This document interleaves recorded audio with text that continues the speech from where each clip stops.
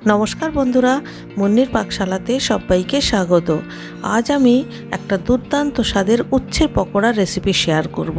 ছোট কিংবা বড় কাউকেই এটা জোর করে খাওয়াতে হবে না, সবাই এমনি মজা করে এটা খাবে। সবার প্রথমে উচ্ছেগুলোকে দুই টুকরো করে কেটে নিতে হবে।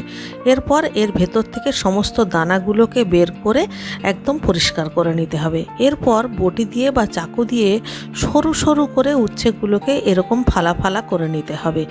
এরপর এই উচ্ছেগুলোকে উষ্ণ গরম জলের মধ্যে বেশ খানিকটা নুন দিয়ে চুবিয়ে রাখতে হবে।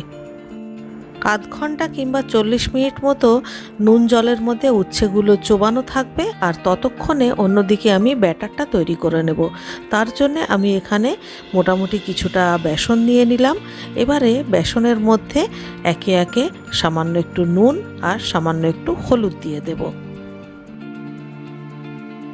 এবারে এর মধ্যে অল্প অল্প জল দিয়ে বেশ পাতলা একটা ব্যাটার বানাবো।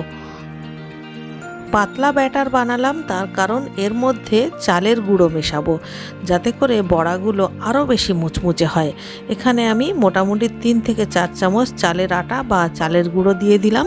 আবারও খুব ভালো করে কাঁটা চামচ দিয়ে নাড়িয়ে নাড়িয়ে একদম স্মুথ এবং একটু ঘন একটা ব্যাটার বানিয়ে নেব। তো দেখুন, ব্যাটারটা কিন্তু আমার হয়ে গেছে, আর ব্যাটারটার কনসিস্টেন্সিটা ঠিক এরকম হবে। এবারে এক একটা উচ্ছের টুকরো নিয়ে খুব ভালো করে এপিট ওপিট করে বেসনের ব্যাটারটা মিশিয়ে নিতে হবে। তারপর ঢাকা দিয়ে দিয়ে এক্সট্রা যে ব্যাটার সেটাকেও ঝেড়ে ফেলে দিয়ে তেলের মধ্যে দিতে হবে।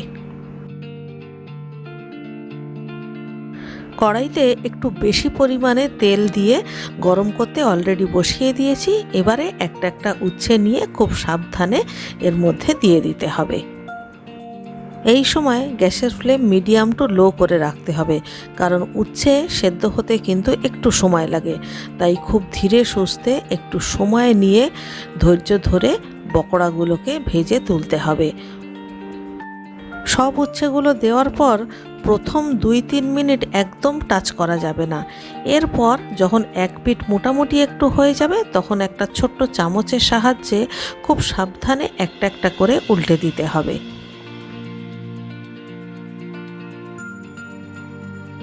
এরপর যখন দেখবেন দুটো পিঠই শক্ত শক্ত হয়ে গেছে, তখন এবারে একটা খুন্তি কিংবা একটা ঝাঁঝরি হাতা দিয়ে খুব ভালো করে উল্টে পাল্টে একদম লাল লাল করে ভেজে নিতে হবে, যাতে করে উচ্ছেটা ভেতরে খুব ভালোভাবে কুক হয়ে যায় এবং বড়াটাও বেশ লালচে লালচে হয়ে যায় এবং মুচমুচে হয়ে যায়। এখন কালারটা দেখে বুঝতেই পারছেন যে বড়াগুলো একদম রেডি হয়ে গেছে। এবারে যে তেল ঝরিয়ে তুলে নিতে হবে আর গরম গরম ডাল ভাতের সঙ্গে পরিবেশন করতে হবে।